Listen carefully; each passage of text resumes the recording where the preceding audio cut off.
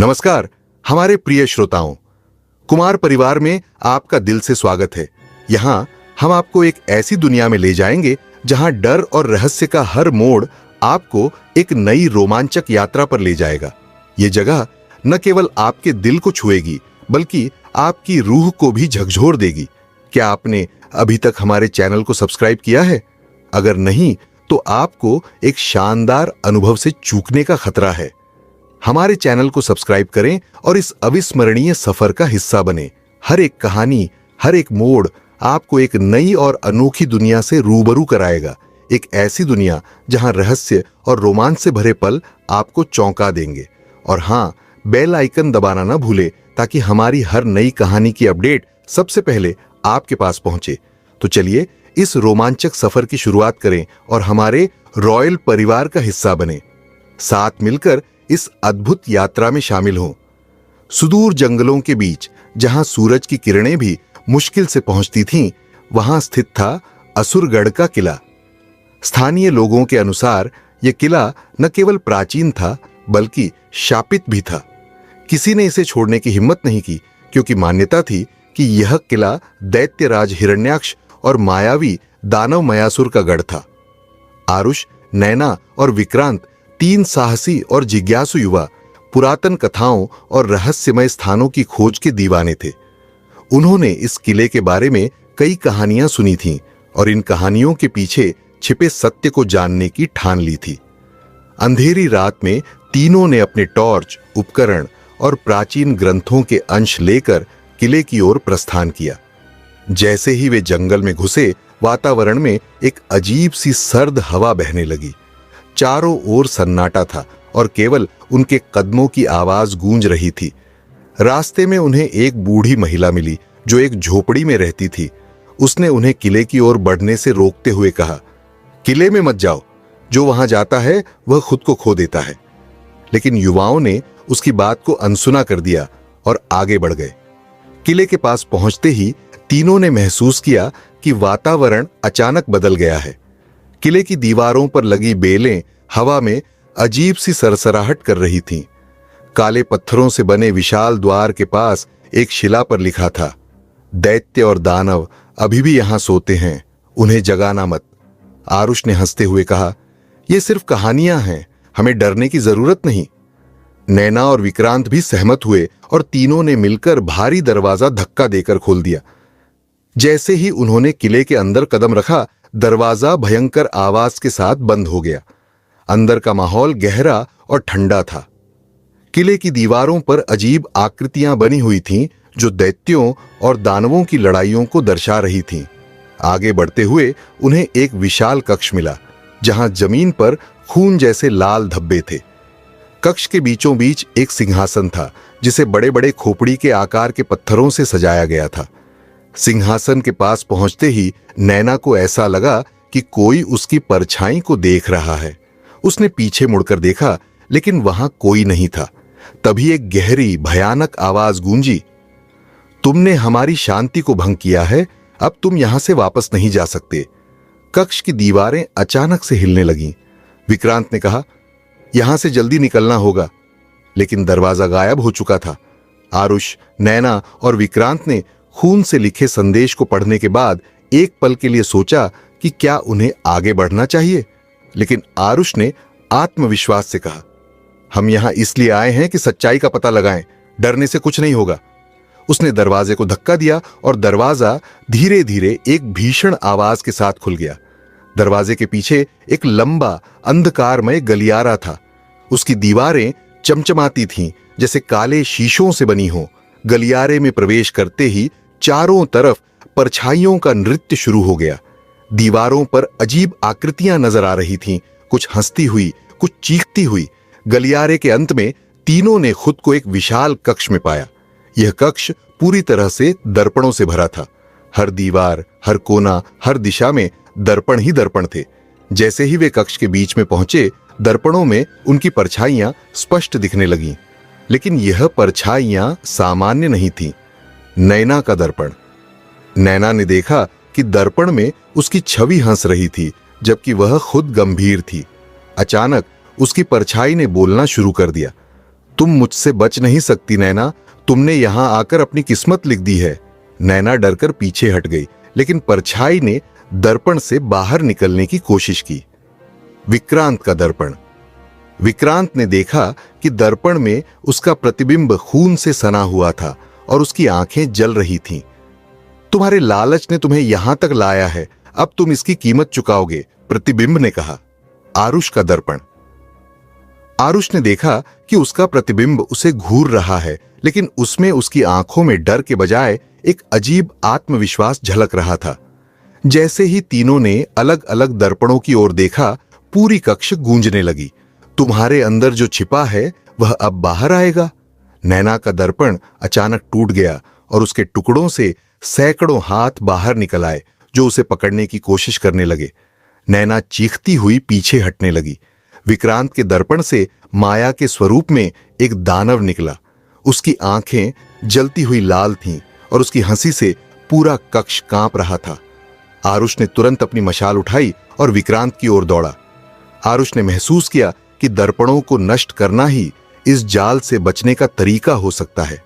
उसने अपनी मशाल से एक दर्पण पर प्रहार किया और पूरा कक्ष जोर से गूंजने लगा।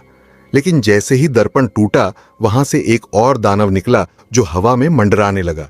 नैना ने हिम्मत जुटाई और फर्श पर गिरे कांच के टुकड़े से अपने पैरों को जकड़ते हाथों को काटना शुरू कर दिया। उसने चिल्लाते हुए कहा, यह कक्ष हमें खत्म करने के लिए है, हमें इन दर्पणों को खत्म करना होगा। जैसे ही विक्रांत ने अपना दर्पण तोड़ा, पूरा कक्ष जलने लगा। दीवारों पर आग की लपटें उभर आईं और दर्पणों से निकलते दानव अब तीनों को घेरने लगे। तभी हवा में एक गहरी आवाज गूंजी, तुमने दर्पणों की शांति को भंग किया है, अब दैत्य जागेंगे। आरुष ने आखिरी दर्पण की ओर मशाल फेंकी और जैसे ही वह दर्पण टूटा, कक्ष के सभी दानव चीखते हुए गायब हो गए। दीवारों की आग भी बुझ गई और चारों ओर फिर से अंधेरा छा गया। तीनों ने राहत की सांस ली, लेकिन तभी कक्ष के एक कोने से एक और दरवाजा प्रकट हुआ। दरवाजे पर लिखा था, यहां से आगे केवल वे जा सकते हैं जो अपने सबसे बड़े डर का सामना करने को तैयार हैं। दरवाजे के भीतर एक लंबा घुमावदार रास्ता था। उस रास्ते में हर ओर अजीब सी फुसफुसाहट सुनाई दे रही थी। ऐसा लगता था जैसे अदृश्य आंखें उन्हें घूर रही हों। नैना ने पीछे मुड़कर देखा, लेकिन वहां अंधेरे के सिवाय कुछ नहीं था। विक्रांत ने कहा, यहां सब कुछ अजीब है, लगता है हम किसी और ही दुनिया में जा रहे हैं। आरुष ने मशाल को ऊंचा उठाते हुए जवाब दिया, हमें तैयार रहना होगा, कुछ भी हो सकता है। रास्ता धीरे धीरे एक बड़े खुले क्षेत्र में खत्म हुआ। यह एक गुफा जैसा स्थान था जिसमें चारों ओर बड़ी बड़ी दैत्यों की मूर्तियां थीं। हर मूर्ति का चेहरा डरावना था, उनकी आंखें लाल थीं और हाथों में बड़े बड़े हथियार थे। गुफा के बीचों बीच एक विशाल खोपड़ी के आकार का दरवाजा था। दरवाजे पर खून से लिखा था, यह दैत्यराज का विश्राम स्थल है, इसे जगाने का परिणाम विनाश है। नैना ने कांपते हुए कहा, हमें यहां से वापस जाना चाहिए, यह जगह शापित है। लेकिन आरुष ने कहा, हम सत्य के इतने करीब हैं, पीछे हटने का कोई मतलब नहीं। जैसे ही उन्होंने दरवाजे के करीब कदम रखा, गुफा की मूर्तियां थरथराने लगीं। ऐसा महसूस हुआ जैसे मूर्तियां जीवित हो रही थीं। उनके बीच से एक गहरी आवाज गूंजी, कौन है तुम जो यहां आने की हिम्मत कर रहे हो? क्या तुम अपने अंत का सामना करने को तैयार हो? विक्रांत ने साहस जुटाते हुए कहा, हम सत्य की खोज में आए हैं, हमें कुछ भी रोक नहीं सकता। आवाज ने ठाका लगाया और कहा, तो आओ और अपने सबसे बड़े डर का सामना करो। जैसे ही दरवाजा खुला, तीनों ने खुद को एक विशाल कब्रगाह में पाया। चारों ओर हड्डियों के ढेर लगे हुए थे। बीच में एक सिंहासन था जिस पर एक विशाल दैत्य की शवाकृति थी। यह हिरण्याक्ष की कब्र थी। शव पर एक ताज रखा था जो चमक रहा था। ताज के पास एक शिला रखी थी जिस पर लिखा था, जो भी इस ताज को छुएगा वह दैत्यराज को जागृत करेगा और जागृत दैत्यराज का एक ही उद्देश्य होगा, सर्वनाश। नैना ने कहा, हमें इसे छूना भी नहीं चाहिए, यह सब फंसाने के लिए है। लेकिन विक्रांत, जो कब्र के पास खड़ा था, ताज की चमक से मोहित हो गया। उसने बिना सोचे समझे ताज उठाने की कोशिश की। जैसे ही उसने ताज को छुआ, पूरी कब्रगाह कांपने लगी। सिंहासन पर पड़ा शव धीरे धीरे जीवित होने लगा। हिरण्याक्ष की विशाल आंखें लाल हो गईं और उसने गूंजती आवाज में कहा, तुमने मेरी नींद तोड़ी है, अब इस दुनिया में सिर्फ अंधकार होगा। हिरण्याक्ष ने सिंहासन से उठते ही अपने हाथ से एक भारी गदा उठाई। उसकी उपस्थिति इतनी भयानक थी कि तीनों के रोंगटे खड़े हो गए। तुमने मेरी आत्मा को जगाया है, अब तुम्हें इसकी कीमत चुकानी होगी। आरुष ने मशाल उठाकर उसे रोकने की कोशिश की, लेकिन दैत्य ने एक ही झटके में मशाल बुझा दी। उसने चारों ओर अंधकार फैला दिया और कब्रगाह में डरावनी चीखें गूंजने लगी। नैना ने डरते हुए कहा, हमें यहां से भागना होगा, यह रुकने वाली शक्ति नहीं है। आरुष ने चारों ओर देखा और कहा, वह ताज उसकी शक्ति का स्रोत हो सकता है, हमें इसे नष्ट करना होगा। उन्होंने ताज को लेकर भागने की कोशिश की, लेकिन हिरण्याक्ष ने उन्हें रोकने के लिए अपने दैत्य सैनिकों को कब्रगाह से बुला लिया। हड्डियों के ढेर से कंकाल उठकर जीवित हो गए और तीनों को घेर लिया। तीनों ने कब्रगाह के एक कोने में एक रहस्यमय दरवाजा देखा जो धीरे धीरे बंद हो रहा था। विक्रांत ने कहा, यह हमारा आखिरी मौका है, भागो। आरुष ने दैत्य सैनिकों से लड़ने का प्रयास किया, जबकि नैना और विक्रांत उस दरवाजे की ओर भागे। दरवाजा पार करने से पहले उन्होंने पीछे मुड़कर देखा। हिरण्याक्ष गूंजती हंसी के साथ चीख रहा था, तुम मुझसे बच नहीं सकते, यह किला अब तुम्हारा शाप है। जब आरुष, नैना और विक्रांत दरवाजे के दूसरी ओर पहुंचे तो उन्हें एहसास हुआ कि वे किले के भीतर ही एक अन्य आयाम में पहुंच गए हैं। यह स्थान असहज रूप से शांत था, लेकिन चारों ओर सिर्फ अंधकार था। वहां की जमीन राख और धूल से ढकी हुई थी और आसमान में चमकती कोई रोशनी नहीं थी। नैना ने कांपते हुए कहा, यह जगह, यह हमारी दुनिया की तरह नहीं है। विक्रांत ने सहमति जताते हुए कहा, हमने दैत्य को जगा दिया है, अब हमें उससे बचने का कोई रास्ता खोजना होगा। अचानक तीनों ने दूर से अजीब सी गूंजती हुई आवाजें सुनी। वे किसी मंत्रोच्चार की तरह लग रही थीं। आरुष ने मशाल को दोबारा जलाया और आवाज की दिशा में चलने का संकेत दिया। जैसे ही तीनों आगे बढ़े, उन्होंने खुद को एक घाटी में पाया। घाटी के बीचों बीच एक विशाल अग्निकुंड जल रहा था, जिसके चारों ओर दानवों की आकृतियां खड़ी थीं। ये आकृतियां न तो पूरी तरह से इंसान थीं और न ही पूरी तरह से पशु। उनकी चमड़ी पर अजीब निशान और उनकी आंखों में लाल रोशनी थी। घाटी में गूंजते मंत्रों ने माहौल को और भी भयानक बना दिया। महादैत्य जाग चुका है, अब इस दुनिया पर सिर्फ उसका शासन होगा। हमारी शपथ यह है कि हम उसकी विजय का मार्ग प्रशस्त करेंगे। नैना ने डरते हुए कहा, ये दानव हिरण्याक्ष के सैनिक हैं, ये उसे और ताकतवर बनाने के लिए तैयारी कर रहे हैं। विक्रांत ने घबराते हुए कहा, हमें यहां से निकलना होगा, इससे पहले कि वे हमें देख लें। लेकिन जैसे ही वे पलटने लगे, घाटी की अग्निकुंड से एक विशाल दानव प्रकट हुआ। उसकी आंखें आरुष पर टिकी थीं। तुमने महादैत्य को जगाया है, अब तुम यहां से भाग नहीं सकते। दानव ने अपने साथियों को संकेत दिया और पूरे क्षेत्र में गूंजती आवाज में कहा, इन्हें पकड़ो और महादैत्य के पास ले चलो। तीनों ने घाटी से भागने की कोशिश की, लेकिन जैसे ही उन्होंने कदम बढ़ाए, जमीन उनके नीचे से गायब होने लगी। वे अचानक खुद को एक और स्थान पर पाए। यह एक दर्पणों के भूल भुलैया की तरह था, लेकिन यह पहले से भी अधिक जटिल और डरावना था। यहां हर दिशा में दानवों की परछाइयां दिखाई दे रही थीं और उनकी गूंजती आवाजें तीनों के दिमाग को भ्रमित कर रही थीं। तुम्हें महादैत्य के प्रकोप से कोई नहीं बचा सकता, सरेंडर करो और अपने अंत को स्वीकार करो। आरुष ने दर्पण के बीच एक अजीब शिला देखी। शिला पर कुछ प्राचीन लिपि में लिखा था, जिसे नैना ने पढ़ा। महादैत्य को हराने का एक ही तरीका है, उसकी शपथ को तोड़ना। शिला के नीचे गहरी दरार थी, जिसमें से हल्की रोशनी निकल रही थी। आरुष ने अनुमान लगाया कि यह दरार महादैत्य की शक्ति का स्रोत हो सकती है। अगर हमें हिरण्याक्ष को हराना है, तो हमें इस शपथ को तोड़ना होगा। जैसे ही तीनों ने दरार के पास जाने की कोशिश की, दानवों ने उन्हें चारों ओर से घेर लिया। तुम ये सोचते हो कि तुम महादैत्य को रोक सकते हो? उसकी शक्ति अमर है, एक दानव ने कहा। विक्रांत ने अपनी अंतिम शक्ति जुटाई और शिला के पास दौड़ा। उसने दरार में मौजूद रोशनी को छूने की कोशिश की, लेकिन दानवों ने उसे रोक लिया। आरुष ने महसूस किया कि केवल साहस और बलिदान से ही वे महादैत्य की शक्ति को चुनौती दे सकते हैं। उसने नैना और विक्रांत को चिल्लाकर कहा, यह दरार महादैत्य की कमजोरी है, तुम दोनों इसे खत्म करो, मैं दानवों को रोकने की कोशिश करूंगा। आरुष ने दानवों को अपनी मशाल से विचलित किया, जबकि नैना और विक्रांत ने मिलकर दरार के भीतर मौजूद रहस्यमय शक्ति को नष्ट करने के लिए प्रयास शुरू किया।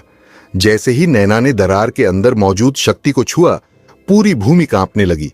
दानव एक एक करके गायब होने लगे। नहीं, यह नहीं हो सकता, दानवों की चीखें गूंजने लगीं। दरार से निकलती रोशनी ने पूरे क्षेत्र को निगल लिया और फिर सब कुछ शांत हो गया। दानवों की शपथ टूटने और उनकी शक्तियों के क्षीण होने के बावजूद अंधकार अब भी चारों ओर छाया हुआ था। नैना, आरुष और विक्रांत ने महसूस किया कि उनकी छोटी सी जीत केवल एक शुरुआत थी।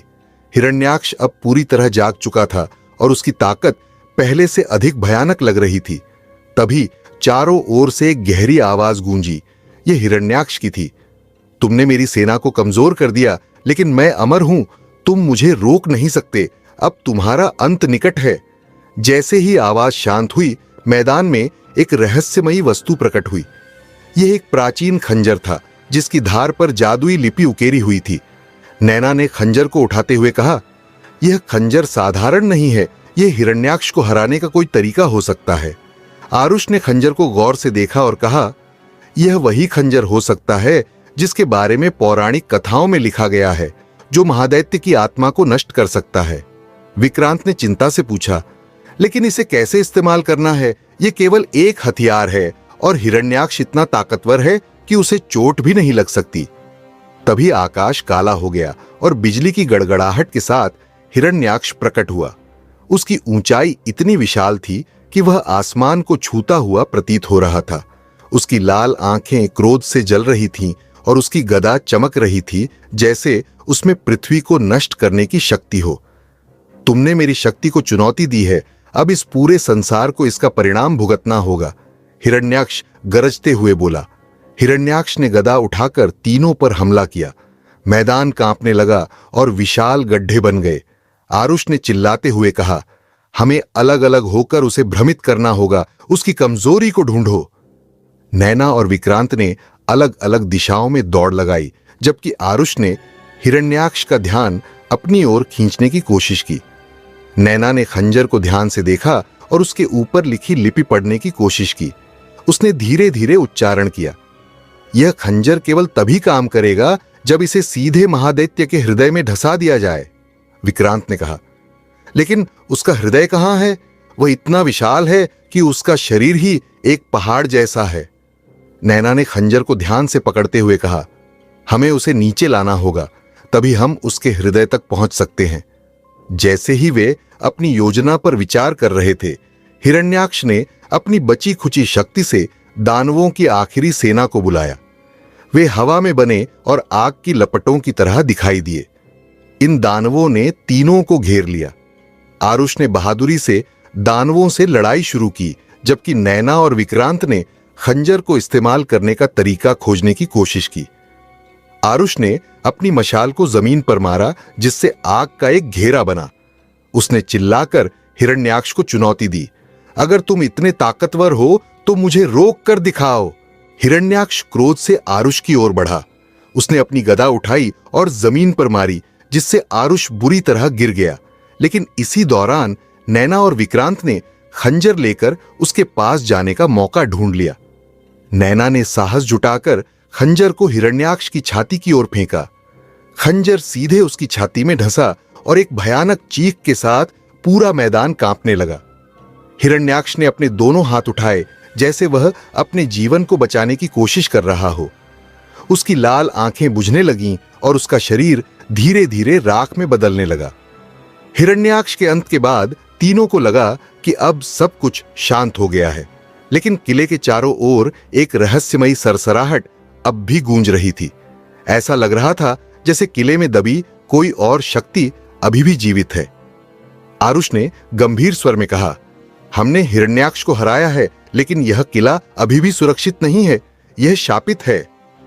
नैना ने किले की दीवारों पर बने अजीब चिन्हों की ओर इशारा करते हुए कहा, देखो, यह चिन्ह हमें कुछ बताने की कोशिश कर रहे हैं। नैना ने उन चिन्हों को ध्यान से देखा। वे प्राचीन लिपि में लिखे हुए थे और उनमें चेतावनी दी गई थी। यह किला हिरण्याक्ष का नहीं था, यह उन देवताओं का है जिन्होंने असुरों को बंदी बनाया। हिरण्याक्ष केवल पहरेदार था, असली शक्ति अभी भी भीतर कैद है। विक्रांत ने घबराते हुए कहा, इसका मतलब है कि हिरण्याक्ष को हराना सिर्फ पहला कदम था। किले के भीतर और भी बड़ा खतरा छिपा हुआ है। तीनों ने एकजुट होकर किले के गहरे हिस्से में जाने का फैसला किया। वहां एक भारी पत्थर का दरवाजा था जिस पर कुछ और शापित लिपि लिखी थी। जो इस द्वार को खोलेगा वह शाप का हिस्सा बन जाएगा। आरुष ने कहा, हमें यह दरवाजा खोलना होगा। अगर हमने इसे यहीं छोड़ दिया तो यह खतरा हमेशा बना रहेगा। नैना ने सहमति जताई और तीनों ने मिलकर दरवाजे को धक्का दिया। दरवाजा खुलते ही एक जोरदार गर्जना सुनाई दी। अंदर एक विशाल कक्ष था जिसमें एक विशाल अंधकारमय आकृति बैठी हुई थी। यह आकृति हिरण्याक्ष से भी अधिक भयानक थी। तुमने मेरी नींद तोड़ी है, वह आकृति गर्जी। मैं हिरण्याक्ष से भी प्राचीन और शक्तिशाली हूं। मैं तमोग्रह, असुरों का अंतिम राजा हूं। तमोग्रह के जागते ही कक्ष कांपने लगा और किले के चारों ओर आग की लपटें फैल गईं। तमोग्रह ने अपना एक हाथ उठाया और किले के मलबे से असुरों की आत्माएं बाहर निकलने लगीं। मैं तुम्हारे जीवनों को निगल जाऊंगा और इस दुनिया पर अंधकार का शासन लाऊंगा, उसने कहा। नैना ने खंजर की ओर देखा और कहा, यह खंजर तमोग्रह पर काम करेगा या नहीं हमें पता नहीं, लेकिन हमें इसका इस्तेमाल करने की कोशिश करनी होगी। विक्रांत ने तमोग्रह का ध्यान भटकाने की कोशिश की, जबकि आरुष और नैना ने खंजर के साथ उसे हराने का उपाय ढूंढा।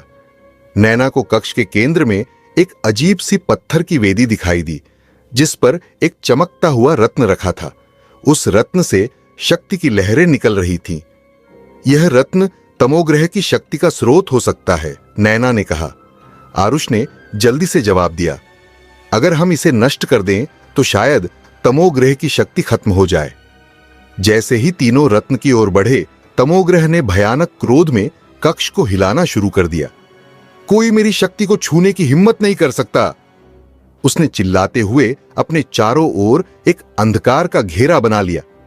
तमोग्रह ने अपने विशाल हाथों से तीनों को रोकने की कोशिश की, लेकिन विक्रांत ने बहादुरी से आगे बढ़कर तमोग्रह के पैरों पर हमला किया। नैना और आरुष ने मिलकर खंजर को उठाया और वेदी पर रखे रत्न पर जोर से वार किया। रत्न के टूटते ही कक्ष में रोशनी फैल गई और तमोग्रह दर्द से चिल्लाते हुए गायब होने लगा। तुमने असुरों की आखिरी शक्ति को खत्म कर दिया है, तमोग्रह की गूंजती हुई आवाज ने कहा। लेकिन इस शाप का भार अब तुम्हारे सिर है। किले से बाहर निकलने के बाद आरुष, नैना और विक्रांत ने राहत की सांस ली, लेकिन उनके आसपास का जंगल अब वैसा नहीं था जैसा उन्होंने पहले देखा था। यह पूरी तरह से बदल चुका था। पेड़ सूखे और काले हो गए थे और चारों ओर सन्नाटा था। हवा में घुली एक अजीब सी बदबू ने उन्हें चौकन्ना कर दिया। नैना ने कहा, यह जगह अब भी किसी अभिशाप के प्रभाव में लगती है, हमें यहां से जल्दी निकलना होगा। आरुष ने अपने दिमाग में अभी भी तमोग्रह की आखिरी बातों को दोहराते हुए कहा, उसने कहा था कि यह शाप हमारे साथ रहेगा। इसका मतलब है कि यह खत्म नहीं हुआ। जैसे ही वे आगे बढ़े, एक घने वृक्ष के पास उन्हें कुछ उकेरे हुए निशान दिखाई दिए। ये निशान उन्हीं प्राचीन लिपियों में थे जो उन्होंने किले में देखे थे। नैना ने उन पर नजर डालते हुए कहा, यह चेतावनी है, सुनो। जो इस किले की शक्तियों को छूता है वह उनके शाप का वाहक बनता है। शाप का अंतिम प्रभाव पूरी पृथ्वी पर पड़ेगा। उसे रोकने के लिए आत्मा का बलिदान देना होगा। विक्रांत ने घबराकर पूछा, क्या इसका मतलब है कि इस अभिशाप को मिटाने के लिए किसी एक को अपना जीवन देना होगा? आरुष ने गंभीरता से कहा, अगर यही आखिरी रास्ता है तो हमें इसे स्वीकार करना होगा। आगे बढ़ते हुए उन्होंने महसूस किया कि जंगल के चारों ओर असुरों की आत्माओं की हल्की झलकें दिखाई दे रही थीं। ये आत्माएं धीरे धीरे ठोस रूप ले रही थीं और उनकी गूंजती हुई आवाजें डराने वाली थीं। तुमने हमारे राजा को हराया, लेकिन शाप अब भी जिंदा है। यह दुनिया हमारे शासन के बिना अधूरी है। आत्माओं ने तीनों को घेर लिया और उनमें से एक ने कहा, तुम्हें शाप के भार से मुक्त होने का रास्ता दिखाने के लिए हमें तुम्हारा विश्वास चाहिए। अचानक जंगल के बीच एक प्राचीन वेदी प्रकट हुई। वेदी से अजीब सी ऊर्जा निकल रही थी और उसके पास एक चमकता हुआ पत्थर रखा था। आत्माओं ने कहा, यह वेदी शाप का केंद्र है। इसे नष्ट करने के लिए तुम्हें अपना बलिदान देना होगा। विक्रांत ने तुरंत कहा, अगर यह बलिदान हमें इस भयावहता से मुक्त कर सकता है तो मैं इसे करूंगा। लेकिन आरुष ने उसे रोकते हुए कहा, नहीं, यह इतना आसान नहीं हो सकता। इस बलिदान से कुछ और बड़ा खतरा छूट सकता है। हमें और सोचने की जरूरत है। नैना ने वेदी के पत्थर पर लिखे और संकेतों को पढ़ने की कोशिश की। यह स्पष्ट हुआ कि बलिदान का अर्थ सिर्फ जीवन देना नहीं था। बलिदान का अर्थ था आत्मा को पूरी तरह असुरों के अंधकार में विलीन करना। यह आत्मा को हमेशा के लिए अंधकार में कैद कर देगा। बलिदान देने वाला कभी शांति नहीं पा सकेगा। तीनों के चेहरों पर भय छा गया। तो क्या यह बलिदान कोई स्वीकार कर सकता है? नैना ने पूछा। आरुष ने दृढ़ता से कहा, अगर यही करना है तो मैं तैयार हूं। यह मेरी जिम्मेदारी है। जैसे ही आरुष ने वेदी की ओर कदम बढ़ाया, आत्माओं ने उसे घेर लिया। एक बार यह बलिदान हो जाने के बाद तुम्हारा अस्तित्व हमेशा के लिए अंधकार का हिस्सा बन जाएगा। नैना ने रोते हुए कहा, आरुष, ऐसा मत करो। हमें और कुछ उपाय खोजना होगा। लेकिन आरुष ने उसकी बात को नजरअंदाज करते हुए पत्थर को अपने हाथों से उठाया। आरुष ने अपनी आत्मा को वेदी से जोड़ते हुए पत्थर को तोड़ दिया। अचानक वेदी के चारों ओर की सारी आत्माएं चीखने लगीं और राख में बदल गईं। जंगल में फैला अंधकार गायब हो गया और चारों ओर रोशनी फैल गई। लेकिन जैसे ही यह हुआ, आरुष का शरीर धीरे धीरे मिटने लगा। उसने नैना और विक्रांत की ओर मुस्कुराते हुए कहा, यह जरूरी था। अब इस अभिशाप का अंत हो गया है। आरुष के बलिदान के बाद जंगल और किला दोनों पूरी तरह शांत हो गए थे। आसमान साफ था और सूरज की किरणें धीरे धीरे उग रही थीं। लेकिन इस शांति में एक गहरी खामोशी भी थी, जैसे किसी ने जीवन के सबसे बड़े मूल्य को अर्पित कर दिया हो। नैना और विक्रांत किले के बाहर खड़े थे। एक दूसरे की आंखों में हल्की सी निराशा और आशा का मिश्रण था। नैना ने कहा, आरुष ने जो किया वह हम सभी के लिए एक बड़ी परीक्षा थी। उसने अपनी आत्मा को इस दुनिया से परे अर्पित कर दिया। क्या हम उसे कभी भुला पाएंगे? विक्रांत ने गहरी सांस ली। उसने हमें यह सिखाया कि अगर कुछ खोने के बाद भी दुनिया बच जाए तो वह किसी महान उद्देश्य के लिए होता है। आरुष ने हमारी दुनिया को बचाया, लेकिन उसने खुद को खो दिया। जब दोनों किले से बाहर निकल रहे थे तो उन्होंने देखा कि आसपास के गांवों में लोग फिर से लौटने लगे थे। सभी एक नए उत्साह और उम्मीद के साथ जीवन की शुरुआत कर रहे थे। किले और जंगल के आसपास जो अंधकार था वह अब गायब हो चुका था और हर जगह हरियाली फैल गई थी। यह एक नई शुरुआत है, विक्रांत ने कहा। हमने एक युग को खत्म किया है और अब हमें एक नया युग बनाना होगा जिसमें असुरों की ताकत कभी भी उभर कर ना आए। नैना ने कहा, लेकिन हमें यह भी याद रखना होगा कि अंधकार हमेशा छिपा रहता है। हमें आरुष की तरह अपनी लड़ाई जारी रखनी होगी ताकि हम भविष्य में किसी भी खतरे से बच सकें। वहीं दूर पहाड़ी के शिखर पर एक काले बादल का धब्बा फिर से दिखाई दिया। यह बिल्कुल वैसा था जैसा पहले था, एक रहस्यमय धुआं जो धीरे धीरे आकार लेता जा रहा था। विक्रांत और नैना ने घबराकर एक दूसरे को देखा। क्या यह संभव है? विक्रांत ने भयभीत स्वर में कहा। नैना ने कहा, अंधकार कभी नहीं मरता, लेकिन हम हमेशा तैयार रहेंगे। यह देखकर दोनों ने अपने कदम बढ़ाए। उन्होंने ठान लिया कि यह शाप कभी नहीं जीत सकता। अब वे अकेले नहीं थे। उन्होंने एक नई उम्मीद, एक नई शक्ति को महसूस किया। जैसे ही दोनों पहाड़ी की ओर बढ़े, उनके सामने फिर से एक प्राचीन किताब प्रकट हुई। वही किताब जो किले के भीतर से आई थी। इस किताब में एक अंतिम संदेश लिखा था, अंधकार के बाद केवल एक नई रोशनी ही उजागर होगी। रोशनी तुम हो क्योंकि तुमने अंधकार को हराया है, लेकिन यह शक्ति तुम्हारी जागरूकता और संघर्ष से ही जीवित रहेगी। नैना ने किताब को पकड़ा और गहरी सांस ली। हमारा काम खत्म नहीं हुआ है, लेकिन अब हम जानते हैं कि हम अकेले नहीं हैं। हर बलिदान, हर संघर्ष हमें और मजबूत बनाता है। दोनों कंधे से कंधा मिलाकर आगे बढ़े और जैसे जैसे वे रास्ते पर चलते गए, किले का अंधकार दूर हो गया। सूरज की किरणें अब पूरी तरह फैल चुकी थीं और आकाश में एक नई आभा थी। लेकिन यह आभा केवल प्रतीक नहीं थी, यह एक चेतावनी भी थी। अंधकार हमेशा छिपा रहता है, लेकिन अगर हम एकजुट होकर खड़े रहें तो कोई भी शक्ति हमें डिगा नहीं सकती। नैना और विक्रांत ने अपने पथ को तय किया, इस नई दुनिया में जीने के लिए, जो अब पहले से अधिक मजबूत और सजग थी। उनके दिलों में हमेशा आरुष की याद बनी रही और उनकी आत्मा की शक्ति ने उन्हें हर कदम पर प्रेरित किया। अंधकार अब भले ही एक बार हरा दिया गया हो, लेकिन यह उनके साथ रहेगा, एक चेतावनी, एक याद दिलाने वाला अस्तित्व। और हर नए युग में यह उन जैसे नायक की तलाश करेगा जो शरण देने वाले अंधकार को हराकर दुनिया को सुरक्षित कर सके। अंधकार के बाद का युग एक नई कहानी का आरंभ था, जहां उम्मीद, बलिदान और संघर्ष की शक्ति हमेशा जीवित रहेगी। यह कहानी यहीं समाप्त होती है, लेकिन जीवन के हर मोड़ पर एक नई चुनौती और एक नई शुरुआत की संभावना बनी रहती है। प्रिय दर्शकों, हम आशा करते हैं कि इस रोमांचक यात्रा ने आपके दिल में एक नई उमंग और उत्सुकता का संचार किया होगा। तो हमें जानकर खुशी होगी कि हमारी यह कहानी आपके दिल तक पहुंच पाई। क्या आपने इसे महसूस किया? क्या आपके मन में भी किसी रहस्य की हलचल उठी? हम बेसब्री से इंतजार कर रहे हैं कि आप हमें अपने विचार और प्रतिक्रियाएं कमेंट्स में जरूर साझा करें। अगर आप हमारे चैनल पर नए हैं तो क्या इंतजार कर रहे हैं? इस बेहतरीन यात्रा का हिस्सा बनने के लिए हमारे चैनल को सब्सक्राइब करें और हां, बेल आइकन भी दबाना न भूलें, ताकि हमारी हर नई और रोमांचक कहानी सीधे आपकी स्क्रीन तक पहुंचे। अब इस दिलचस्प सफर को जारी रखें और अगले अद्भुत रहस्यों का आनंद लें। हम जल्द ही फिर लौटेंगे और इस बार हम आपको और भी गहरे और अनोखे रहस्यों के संसार में लेकर जाएंगे।